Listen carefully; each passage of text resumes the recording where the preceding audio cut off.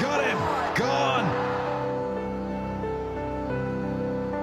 Struggle बहुत सारे हैं क्योंकि लाहौर जाना और वहाँ पे एक गांव का बच्चा अगर लाहौर में जाता है तो लाहौर में जो एनवायरनमेंट होता है, जो माहौल वहाँ पे होता है और जो चीज़ें होती हैं डिफरेंट होती है हर चीज़ से। सबसे पहले तो आप डरते हो। मुझे उर्दू भी नहीं आती थी उस टाइम कि यार अब उर्दू के साथ क्या करूँगा। सबसे पहले तो ये मसला है कैसे दोस्त कैसे बनाऊँ, किससे बात करूँ, क्या। हॉस्टल में होता था और हॉस्टल से मैं जाता था कदाफी स्टेडियम अब्दुल कादिर की अकेडमी में।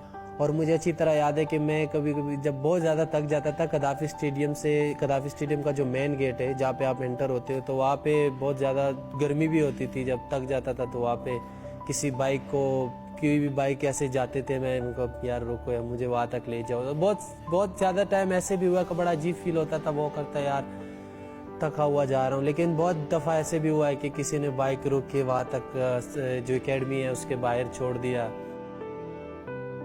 अम्मी के साथ बहुत अटैचमेंट थी और मेरे अम्मी ने ही मुझे ये काबिल बनाया कि मैं क्रिकेट खेल सकूं, क्योंकि मेरे अब्बू बहुत सख्ती से मना करते थे क्रिकेट से। ठीक है, वो क्रिकेट को ऐसे समझते थे जैसे क्रिकेट है कोई ऐसे समझो कि हम कोई गुनाह कर रहे हैं कि यार ये क्या टाइम वेस्ट कर रहे हो, पढ़ो ये वो। तो अम्मी से टेप के लिए पैसे मांगते थे कि अब्बू नहीं देते थे।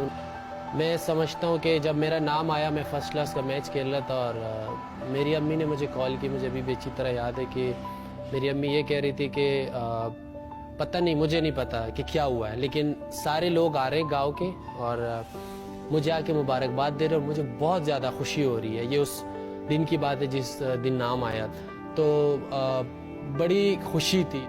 जब मैं फिर टूर के लिए जा रहा था तो जिस रात मेरी डेब्यू थी टीम मैनेजमेंट वाले आए और मुझे तो पता नहीं था कि मेरी अम्मी का ये वाक़या हुआ है। तो उन्होंने खैर मुझे बताया कि आपकी अम्मी दुनिया से चली गई और खैर उसके बाद तो मुझे बिल्कुल होश ही नहीं था और बिल्कुल समझ नहीं आ रही थी। लेकिन फिर ये कोशिश था कि अभी कम से कम इतना हो कि मैं उनको आखिरी बार तो देख सकूं। लेकिन वो मेरे ख्याल से कि इतना टाइम नहीं था कि मैं जनाजे पे पहुंच सकूं। तो फिर मेरे अब्बू ने कॉल किया कि बेटा देखो, आप जिस मकसद के लिए गए हो, ठीक है, अम्मी और मुझे या जो भी आप कह लो कि सब घर वालों को छोड़ के आप चले गए तो इसी मकसद के लिए गए हो। अब आप ऐसे करो कि ना जो है ना वो खेलो। और मुझे तो बिल्कुल होश नहीं था।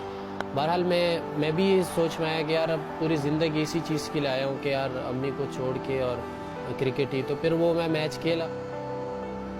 मैं ऐसे सोचता था कि यार मेरी दुनिया ख़त्म हो गई अंदर, क्योंकि बड़ा एक ना मुश्किल मैं ही समझ सकता कि वो क्या हुआ और अम्मी के लिए मैं क्या सोचा था। तो वो जो था कि बिल्कुल ही मैं समझता था कि अंदर से अब यार क्रिकेट तो खेल रहा हूँ और मैं बिल्कुल जो है ना ख़त्म हो गया हूँ अंदर से। बिल्कुल ही समझ नहीं आती थी क्या करूँ। टूर करके वापस घर जाओ तो घर का माहौल भी ऐसे होता था, आपको पता है अम्मी ना हो।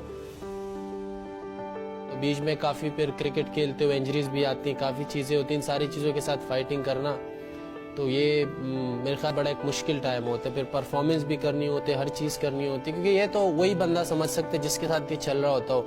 आप अगर कोई और कहीं हो, आपको मेरी फीलिंग तो नहीं आप समझ सकते कि इस पे गुजर क्या रहा है इस टाइम।